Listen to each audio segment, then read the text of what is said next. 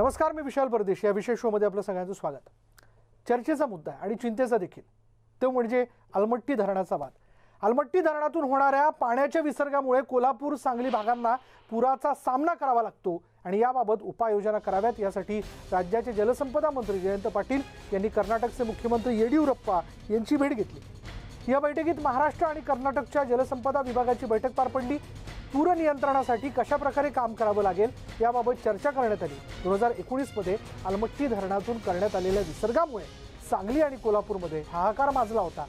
अनेकांचे संसार उद्ध्वस्त झाले होते. आजही त्या पुराच्या आठवणी अनेकांच्या मनात भयानक स्वप्नांसारख्या घर करून राहिल्यात. याच घटनेची पुनरावृत्ती होऊ नये म्हणून जयंत पाटील यांनी येडियुरप्पा यांची भेट घेत याबाबत चर्चा केली.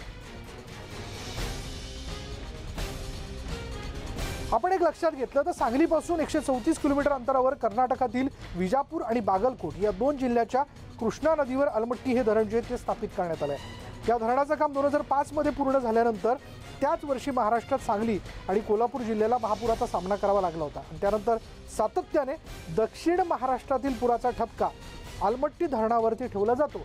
2019ची परिस्थिती आपल्या सगळ्यांच्या लक्षात आहे. त्या आठवणी आजही पुसल्या गेलेल्या नाहीत. पण आज जी बैठक झाली त्या बैठकीनंतर जलसंपदा मंत्री जयंत पाटील यांनी काय म्हटलं बघूया.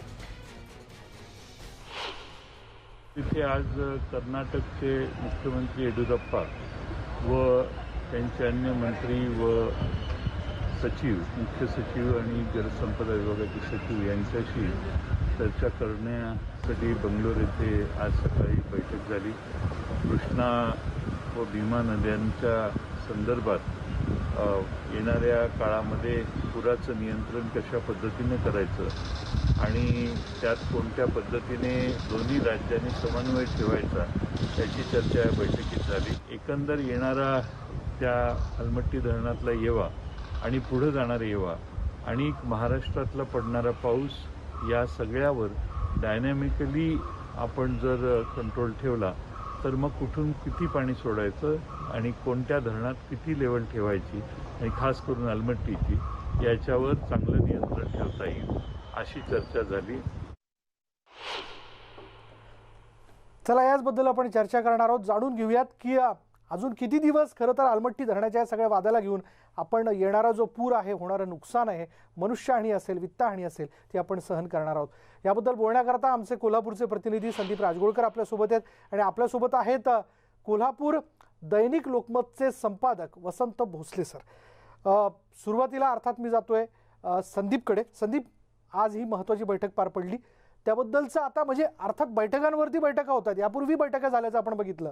पण अलमट्टी धरणामध्ये पाण्याचा फुगवटा झाला की पाण्याचा विसर्ग केला जातो आणि ज्याचा थेट फटका जो आहे तो कोल्हापूर आणि सांगलीला बसल्याचं आपण 2019 मध्ये पाहिलं होतं.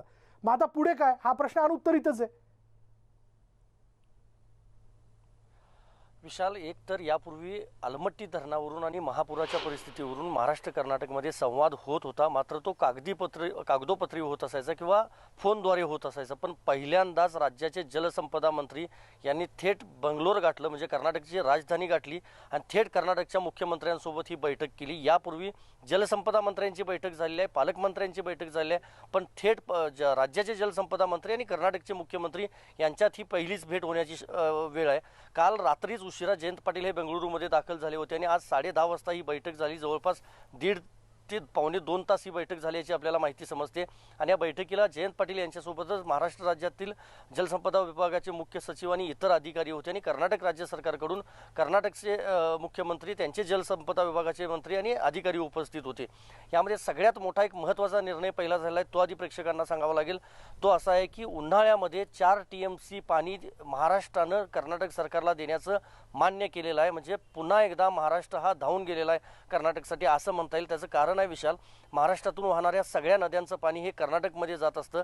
अगदी पंचगंगा, कृष्णा ह्या तर नद्या आहेतच, पण कोल्हापूर जिल्ह्याच्या दक्षिणेकडच्या ज्या नद्या आहेत, मग त्यामध्ये घटप्रभा, ताम्रपर्णी, हिरण्यकेशी आहे, वेदगंगा आहे, दूधगंगा आहे, हे सगळं पाणी कर्नाटक राज्यात जात असतं. जरी महाराष्ट्र कर्नाटक सीमावाद असला, भाषेचा वाद असला, तरी निसर्गानं मात्र हा वाद कुठलाही ठेवलेला नाही. त्यामुळं महाराष्ट्रातलं पाणी जे असते ते थेट सगळं कर्नाटक राज्यात जात असतं आणि त्यामुळं 4 TMC पाणी फेब्रुवारी, मार्च, एप्रिल, मे हे जे 4 उन्हाळ्याचे महिने असतात या काळामध्ये बेळगाव आणि बागलकोट या दोन्ही जिल्ह्यांना दुष्काळाचा मोठा सामना करावा लागतो. त्यामुळं दूधगंगा, वेदगंगा किंवा कृष्णा नदीतलं पाणी जे आहे ते खाली सोडण्याची मागणी केली जाते आणि ते पाणी 4 TMC देण्याचं राज्य सरकारनं विनाअट मान्य केलं. हा एक सगळ्यात महत्त्वाचा मुद्दा आजच्या बैठकीतला म्हणावा लागेल. त्यानंतरचा मुद्दा असा आहे, महाराष्ट्रानं real time data acquisition system म्हणजेच जल हवामान विषयक विनाविलंब माहिती मिळवण्याची एक यंत्रणा ती कार्यान्वित केली आहे महाराष्ट्र राज्य सरकारनं. पण कर्नाटक राज्य सरकारनं ती यंत्रणा अजून कार्यान्वित केलेली नाही आणि त्यामुळेच दोन्ही राज्यांमध्ये त्या दोन्ही राज्यांमध्ये जो मेसेज जायला पाहिजेत किंवा त्यांच्यामध्ये जी यंत्रणा काम करायला पाहिजे ती काम करत नाही. ती यंत्रणा तात्काळ बसवावी अशी मागणी जलसंपदा मंत्री राज्याचे जयंत पाटील यांनी केली आहे. आणि आजच्या बैठकीमध्ये पाणी वाटप असेल, पूर नियंत्रण असेल, पाण्याचा विसर्ग असेल यावर सखोल अशी चर्चा झाली. त्याचं कारण असं आहे, जरी छोट्या नद्या इतर कर्नाटक राज्यात विशाल जात असल्या तरी भीमा आणि कृष्णा या 2 मोठ्या नद्या आहेत. कृष्णा नदी तर भारतातली 4 नंबरची सर्वात मोठी नदी म्हणून ओळखली जाते, जी 1280 किलोमीटरचा प्रवास करून म्हणजे महाराष्ट्र, कर्नाटक, आंध्र प्रदेश, तेलंगणा या 4 राज्यांचा प्रवास करून ती बंगालच्या उपसागरामध्ये जाऊन मिळते. त्यामुळे ह्या नदीला मोठं महत्त्व आहे आणि अलमट्टी धरणाचा हा जो वाद होता या वादावर पडदा पडू शकतो येत्या काळामध्ये असं म्हणता येईल. कारण असं आहे, ज्यावेळा महापुराची परिस्थिती किंवा पूर परिस्थिती कोल्हापूर सांगलीमध्ये उद्भवली जाईल त्यावेळा दोन्ही राज्यांच्या यंत्रणांनी म्हणजेच जलसंपदा विभागांनी एकमेकाला माहिती द्यावी असे आदेश जलसंपदा मंत्री जयंत पाटील यांनीही दिला आहे आणि तिकडे कर्नाटक राज्याचे मुख्यमंत्री जे आहेत येडियुरप्पा यांनीही दिला आहे. त्यामुळे आता यापुढे ह्या दोन्ही राज्यांमध्ये संवाद साधला जाईल, दोन्ही यंत्रणांमध्ये संवाद साधला जाईल. कारण ज्या वेळेला अलमट्टीतून विसर्ग केला जात नाही त्याच वेळेला शिरोळमध्ये आणि सांगली जिल्ह्यामध्ये प्रामुख्यानं कोल्हापूरपर्यंत अगदी भोगावती नदीपर्यंत फुगवटा निर्माण होतो. ते पाणी खाली जात नाही, बॅकवॉटर जे आहे ते साचत वरती येतं. आजची परिस्थिती पाहिली तर आत्ता अलमट्टीच्या वरच्या बाजूला जे हिप्परगी नावाचं धरण आहे तिथून 1,43,000 क्युसेक विसर्ग इतका सुरू केला आहे आणि त्यामुळेच आज दुपारपासून पंचगंगा नदीची पाणी पातळी वाढते नाही असं नाही, पण बऱ्यापैकी ती संत गतीनं वाढते कारण मोठा विसर्ग कर्नाटक राज्यानं सुरू केला आहे. त्यामुळे दुष्काळात पाणी कर्नाटक राज्य सरकार महाराष्ट्राकडे मागत असतं, पण पावसाळ्यात मात्र पाणी सोडताना आडमुठेपणाची भूमिका घेत असतं. या भूमिकेला आता कुठंतरी चाप बसेल हेच आजच्या बैठकीवरून स्पष्ट होतंय. विशाल, आपण जाऊयात वसंत भोसले सर आपल्याबरोबर आहेत. वसंत भोसलेजी, आत्तापर्यंत खरं तर या सगळ्या समस्येला घेऊन वारंवार आपण आपल्या अग्रलेखातनं असेल किंवा वेगवेगळ्या बातम्यांमधनं मुद्दे मांडले असतील, पण आज जे काही बैठकीतनं प्रयत्न होत आहेत आणि जयंत पाटील यांनी जी काही या विषयाला घेऊन आघाडी घेतलेली आहे याकडे आपण कसं बघता? म्हणजे देर आहे दुरुस्त आहे असं आपण म्हणायचं का? देर आहे दुरुस्त आहे हे एक बरोबर आहे, पण याच्याबरोबरच यापूर्वीच ही समन्वय ची बैठक व्हायला पाहिजे होती. कारण दरवर्षी कृष्णा खोऱ्यामध्ये वेगवेगळ्या, कारण आपल्याकडे जवळपास 24 धरणं आहेत आणि खाली अलमट्टी आणि हिप्परगीचा बंदर आहे. तर या धरणातून जाणारं पाणी आणि होणारा विसर्ग याचा समन्वय ठेवणं आवश्यक आहे. कारण इकडून येणारा फ्लो हाच त्या अलमट्टी धरणाचा मुख्य पाण्याचा स्रोत आहे आणि तिथून येणारा इनफ्लो आहे तो सगळा पूर्णपणे महाराष्ट्रातून येणाऱ्या पाण्याचा आहे. त्यामुळे तिथे जर महाराष्ट्रातून अधिक पाणी गेलं तर त्यांच्याही धरणाला धोका निर्माण होऊ शकतो आणि त्याशिवाय तिथे त्या धरणातून सोडण्यात येणारं जे पाणी आहे त्याचा फटका त्याच्या पूर्वेला म्हणजे लाभ क्षेत्रामध्ये रायचूर वगैरे जिल्हे जे आहेत त्या जिल्ह्यामध्ये महापूर येऊन तिथं सुद्धा बसू शकतो. त्यामुळे त्यांनाही त्याची नियंत्रणाची गरज आहे आणि हा काही 2 राज्यांचा किंवा राष्ट्रांचा असा काहीतरी प्रॉब्लेम आहे किंवा वाद आहे असं आपण न मानता हे एक शास्त्र समजून घेऊन कृष्णा नदीतल्या आणि भीमा नदीतल्या नद्यांचा पाण्याचा प्रवाह कसा एकत्र बघता येईल हे पाहायला पाहिजे. कारण हे संकट निर्माण झालेलं आहे आणि मला वाटतं की हे संकट जसं धरणांशी संबंधित आहे तसंच ते हवामानातल्या बदलांशी संबंधित आहे. कारण गेल्या 15 दिवसात पाहिलं तुम्ही की ज्या प्रकारे पाऊस पडला, ज्या प्रकारे ढगफुटी झाली वेगवेगळ्या ठिकाणी आणि जो पाऊस या दिवसात पडत नाही. कारण मला तर आठवतंय की पहिल्यांदाच जूनच्या 18 तारखेला कोयना धरणाचे दरवाजे उघडण्यात आले, उरमोडी धरणाचे दरवाजे उघडण्यात आले, राधानगरी धरणाचे दरवाजे उघडण्यात आले. जून मध्ये कधीही धरणाचे दरवाजे उघडले जाऊ शकत नाही, जाण्याची गरज भासत नाही.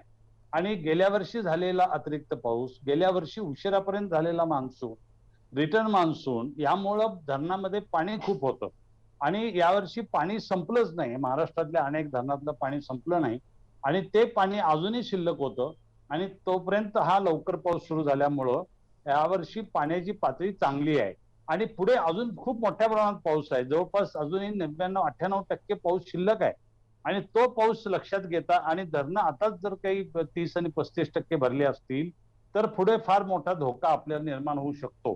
त्यामुळे मला असं वाटतं की तो धोका एक हवामानातल्या बदलामुळे होणारा अत्यंत कमी वेळेमध्ये होणारा प्रचंड पाऊस हा एक मोठा ट्रेंड गेल्या काही वर्षामध्ये दिसतोय.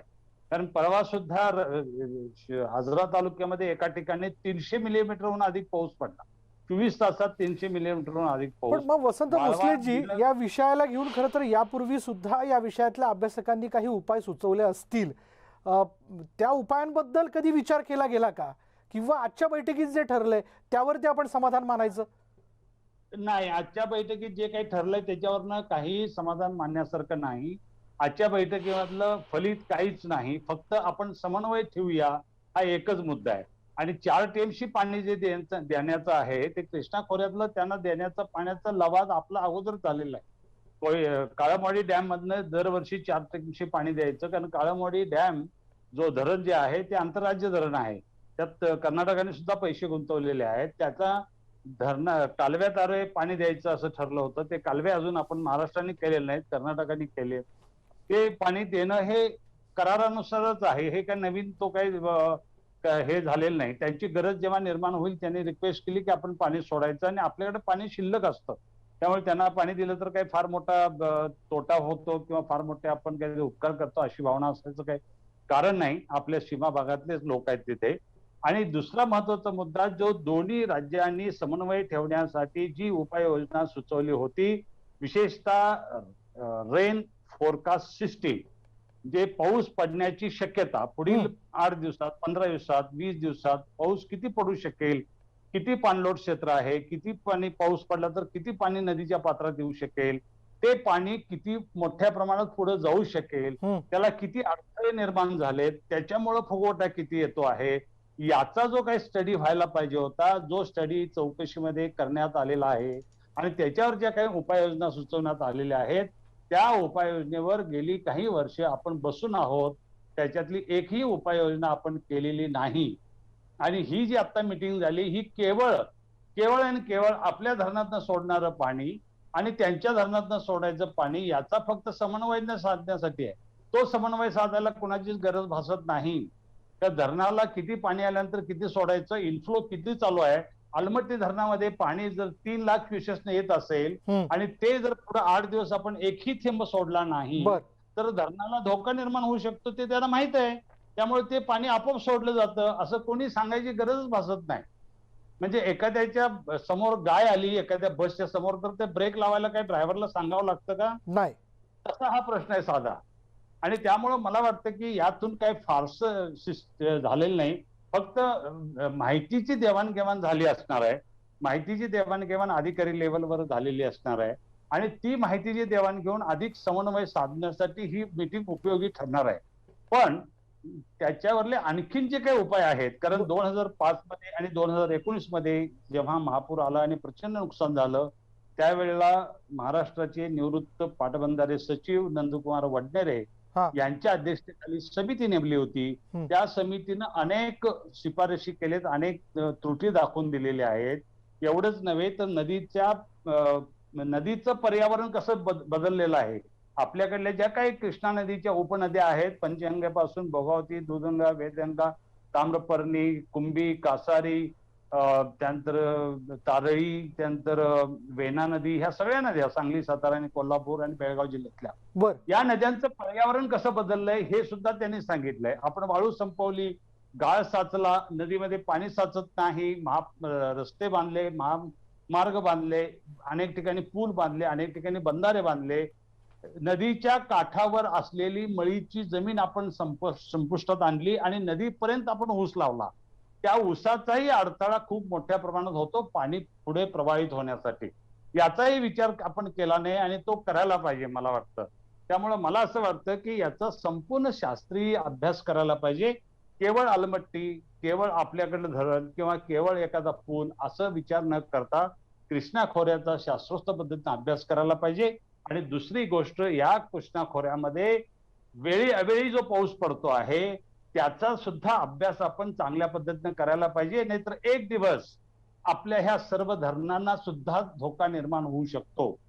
म्हणजे अचानक पडलेला पाऊस, प्रचंड पाणी येणार धरणामध्ये पाणलोट क्षेत्रामधनं, कारण एकेका धरणाचं पाणलोट क्षेत्र इतकं मोठं आहे. बर. कोयना धरणाचं पाणलोट क्षेत्र जवळपास 125 किलोमीटर आहे. हम्म. त्याचं क्षेत्र प्रचंड मोठं आहे. म्हणजे महाबळेश्वरच्या पायथ्यापासून, प्रतापगडाच्या पायथ्यापासून ती नदी येते ते चिपळूणच्या इथपर्यंत येते, कराड चिपळूणच्या रस्त्यापर्यंत. आणि ती पूर्णपणे उत्तर ते दक्षिण वाहिनी आहे सह्याद्रीच्या पर्वत रांगामधून. बर. पर्वत रांगामध्ये रात्री अपरात्री आणि 24 तासात पडणाऱ्या पावसाचं किती पाऊस पडतो हा सगळं आपण नोंदी नाही ठेवल्या, आपण नोंद नाही घेतली तर एक दिवस सकाळी उठून पाहिलं तर धरणावर किती पाणी येऊ शकतं हे सांगता कठीण होईल. त्यामुळे मला असं वाटतं की हा सगळा इन्फ्लो किती आहे बर. याचा मॉनिटरिंग सगळं आपण करायला पाहिजे व्यवस्थित. आणि हे शास्त्र आहे. बरं, हे फार शास्त्र महत्वाचे सर्व- मुद्दे आपण सुचवताय. खरं तर गेल्या काही कालावधीमध्ये या सगळ्या शिफारसी झाल्या, पण अजूनही त्याबाबतची अंमलबजावणी नाहीये. नेमकी अनास्था कोणामध्ये आहे? म्हणजे यामध्ये राजकीय अनास्था आहे की अधिकारिक पातळीवरती अनास्था आहे? याबद्दल देखील मला प्रश्न विचारायचा संदीपला. पण यानंतर वेळ झाली का ब्रेकची? ब्रेकनंतर ही चर्चा आपण अधिक पुढे नेणार आहोत. पहा फक्त न्यूज 18 लोकमत.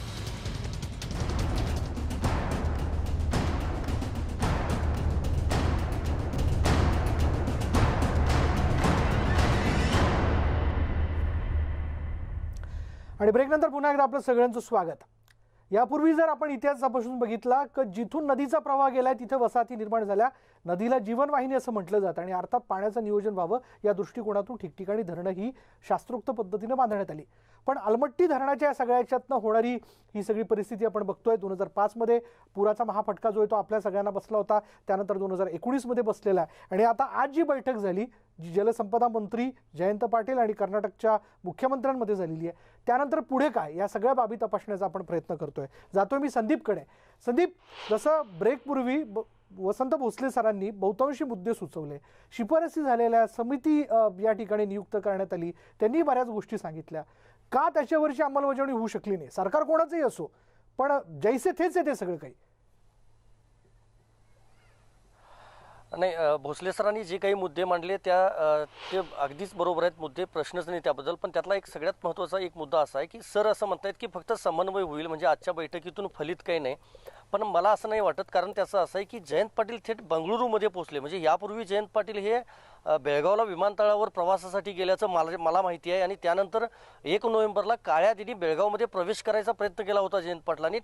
कोगनोळी टोल नाक्यावर, म्हणजे सीमेवर कर्नाटक राज्याच्या हद्दीवरच त्यांना पोलिसांनी अडवलं होतं आणि ताब्यात घेण्याचा प्रयत्न केला होता. पण जयंत पाटील माघारी फिरले आणि कोल्हापूर सांगली म्हणजे इस्लामपूरला परतले होते. थेट बंगळुरूमध्ये जाऊन एका राज्याच्या, म्हणजे त्या राज्याच्या मुख्यमंत्र्यांची भेट घेणं ही खूप मोठी गोष्ट असू शकते. कोल्हापूर आणि सांगलीकरांसाठी ही खूप मोठी बाब आहे असं म्हणता येईल. जरी ठीक आहे ते राजकीय नेते आहेत, मंत्री आहेत, जाऊन फक्त गाठीबिटी घेतली, बैठक घेतली म्हणून असं नाही. 4 TMC द्यायचं हे मान्य आहे, ते पहिल्यापासूनचा नियम आहे, त्याच्यात महाराष्ट्राची कामं राहिलेत जसं भोसले सरांनी सांगितलं हे देखील मान्य आहे. पण म्हणजे महाराष्ट्राचे जलसंपदा मंत्री दुसऱ्या म्हणजे कर्नाटकच्या जलसंपदा मंत्र्यांची ते बेळगावमध्ये किंवा गोकाकमध्ये भेट घेऊ शकले असते, मात्र त्यांनी थेट येडियुरप्पा यांची भेट घेतली. ही गोष्ट महत्त्वाची आहे. दुसरा मुद्दा भोसले सरांनी जो मांडला, पर्यावरण बदलत चाललेलं हे मान्य करायला लागेल. कारण गेल्या 15 दिवसामध्ये, म्हणजे मगाशी भोसले सरांनी एका गावाचा उल्लेख केला, आजऱ्यातलं ते किटवडे नावाचं गाव आहे. 330 मिलीमीटर पाऊस पडलेला त्या गावामध्ये. 3 वर्षापूर्वी विशाल महाराष्ट्राचं प्रतिचेरापुंजी म्हणून मी स्वतः त्या गावचा स्पेशल एक रिपोर्ट केला होता. म्हणजे इतका पाऊस, आंबोली घाटाच्या बरोबर लागून ते गाव आहे आणि 2 बाजूला असे मोठ्या टेकड्यासारखा परिसर आहे त्या गावाला. आणि एक मधून येणारा जो वाट आहे तिथून ते थेट ढग त्या गावाच्या भागामध्ये येतात आणि तिथं तो पाऊस पडतो. म्हणजे पर्जन्यमापक त्या एका गावामध्ये आहे म्हणून तिथला पाऊस मोजला जातो. ही दुसरी एक सत्याची बाजू म्हणावी लागेल. पण किटवडे गावामध्ये 330 मिलीमीटर पाऊस पडतो. इतक्या मोठ्या प्रमाणात पाऊस पडतो म्हणजे आत्ता लांबलेला वेळेला मान्सून गेल्या वर्षी संपत आला म्हणतानाच जूनमध्ये, आणि दुसरी गोष्ट पहिल्यांदाच पंचगंगा नदी देखील जून महिन्यातच पात्राबाहेर पडलेली आहे. म्हणजे महापुराचं जे संकट असतं, पुराचं जे संकट असतं ते जुलै ऑगस्टच्या दरम्यान येत असतं. कधीही 30 फुटाच्या वर पातळी म्हणजे 32-34, आत्ताचं अपडेट तर असं आहे 5 वाजताची जी पंचगंगा नदीची जी पाणी पातळी आहे विशाल ती 34 फुटांवर गेली आहे. जून महिन्यात कधीही पंचगंगा नदी 34 फुटांवर गेली नव्हती, आणि याचा परिणाम असा होणार आहे कृष्णेच्या पाणी पातळीत देखील पुढे वाढ होणार आहे. कारण हेच पंचगंगा नदी जाऊनच पुढे कृष्णा नदीला मिळत असते. हे सगळे मुद्दे आहेत. बाकी वाळू उपसा अवैधपणे केलेला असेल किंवा ऊसाची लागवड असेल, प्रामुख्यानं शेतकऱ्यांचं पूर्णपणे जीवनमान आहे ते विशाल बदललेलं आहे. दूध आणि ऊस या दोन गोष्टी अशा आहेत ज्याच्यातून आर्थिक फायदा खूप होतो दक्षिण महाराष्ट्रातल्या शेतकऱ्यांना, प्रामुख्यानं सीमा भागातल्या शेतकऱ्यांना. त्यामुळे ऊसाची लागवड प्रचंड मोठ्या प्रमाणात गेल्या 10 ते 20 वर्षांमध्ये केली गेली. साखर कारखाने उभा राहिले, आणि त्यामुळे जसं सरांनी मगाशी सांगितलं की ऊसामुळं ती जे पाण्याचा जो फ्लो आहे तो पुढे जात नाही. आणि दुसरी गोष्ट पाणी जितका इन्फ्लो आहे तितका आउटफ्लो करायचं, ठीक आहे, हे अधिकाऱ्यांची जबाबदारी आहे. पण असं नाही की अधिकारी जबाबदारीनं वागतातच असं नाही ना. जर इकडून सांगितलं कोल्हापूर जिल्ह्यातून कर्नाटक राज्यातल्या अधिकाऱ्यांना की इतका पाण्याचा फ्लो आहे तुम्हाला हा सोडणं गरजेचं आहे, पण कर्नाटक राज्य सरकार सोडेलच असं नाही विशाल. ते जरी सीमा बांधव असले, जरी बेळगाव भागातले म्हणजे आपलेच ते दुसरे बांधव असं आपण जरी समजत असलो तरीही त्यांना असं वाटतं की जर लवकर विसर्ग केला आणि जर वरती सह्याद्रीच्या दराखोऱ्यांमध्ये पाऊस नाही पडला कोल्हापूर आणि घाटमाथ्यावर तर त्यांना रिकामं बसावं लागेल. ठीक आहे, जे धरणं आहेत त्या धरणांना सगळ्याच धोका आहे हे मान्य करावंच लागेल, प्रश्नच नाही. कारण आलमट्टीचं जेव्हा पाण्याचा विसर्ग ते थांबवतात, वरच्या बाजूचा हिप्परगी बंधारा राहू देत किंवा इतर नद्या असतील त्यांच्याही राज्यामध्ये त्यांना पुराचा फटका बसतो. 2019ला कोल्हापूर सांगलीपेक्षा जास्त NDRFच्या टीम बेळगाव आणि बागलकोट या 2 जिल्ह्यांमध्ये कर्नाटक राज्य सरकारला तैनात कराव्या लागल्या होत्या. हेही नाकारता येणार नाही, पण आडमुठेपणाची भूमिका जी आहे ती कर्नाटक राज्य सरकारकडून आणि प्रशासनाकडून घेतली जायची, त्याला चाप बसेल असं मला प्रकर्षानं वाटतं. विशाल, भोसले सरांकडे आपण जाणार आहोत यानंतर. भोसले सर, संदीपचं बोलणं आपण ऐकलं, यामध्ये आपल्याला काही आणखीन ऍड करावं असं वाटेल? नाही, बरोबर आहे संदीप म्हणतो ते. आणि बऱ्याच ठिकाणी हे समन्वय जो करायला पाहिजे अधिक चांगला, तो अधिक चांगला केला जात नाही. खर तर इतकं सुंदर शास्त्र आहे त्याचं, आणि पाण्याचा फ्लो, येणारा धरणात येणारं पाणी किंवा पाणलोट क्षेत्रात पडणारा पाऊस, त्या पाणलोट क्षेत्राचं क्षेत्र किती आहे आणि त्या पाणलोट क्षेत्रातनं येणारा पाऊस किती असू शकतो, हे खूप सुंदर सांगता येतं, मांडता येतं आणि अंदाज बांधता येतात. ते अंदाज बांधलेत म्हणून तर कोयना धरण सारखं धरण 1956च्या काळामध्ये किंवा 1948च्या काळामध्ये 1910ला सुद्धा टाटाने त्याचं सर्वेक्षण केलं होतं.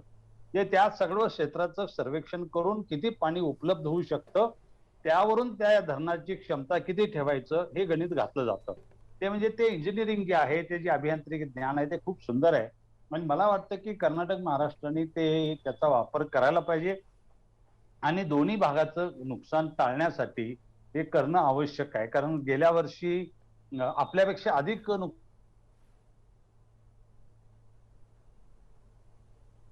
बरोबर आहे, गेल्या वर्षी आपलं अधिक नुकसान झालेलं होतं. हा मुद्दा खरं तर वसंत भोसले सर पूर्ण करत होते, काही तांत्रिक कारणास्तव त्यांच्याशी आपला संपर्क तुटलाय.